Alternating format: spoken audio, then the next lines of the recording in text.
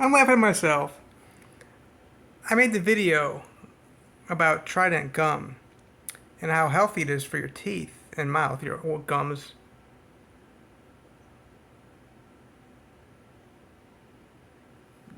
But I didn't kind of explain how to use it. There's a lot of people that use this thing, the xylitol, which you're hearing from me.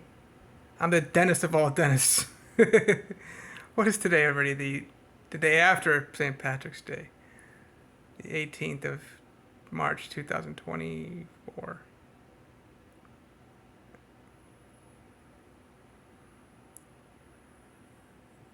Maybe you got looser teeth and all that stuff. You don't necessarily need to chew this gum. The action in the xylitol isn't so much in the chewing. More than anything, I mean, you're getting the chew is good to remineralize the teeth, definitely. But it's the saliva that's produced from this Trident gum, of all things. Which the saliva remineralizes. Wait, Saliva neutralizes the pH level in the mouth, which that's the problem. People are getting infections.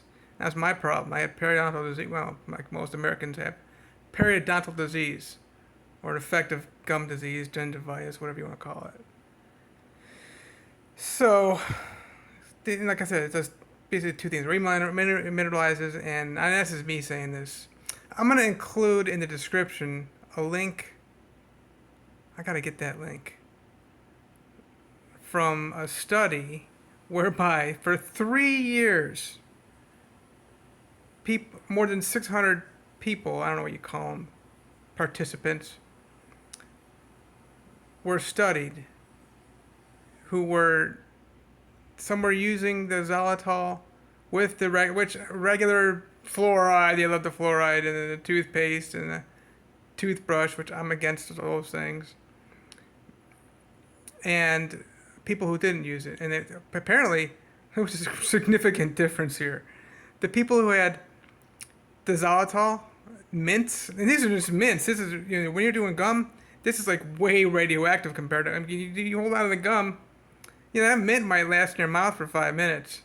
You probably chew that gum. I mean, I can chew my gum for easily an hour, 2 hours.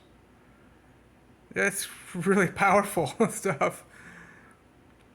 40% less cavities in the people who were using xylitol. So I was putting that out there for you. I just come across these things sometimes.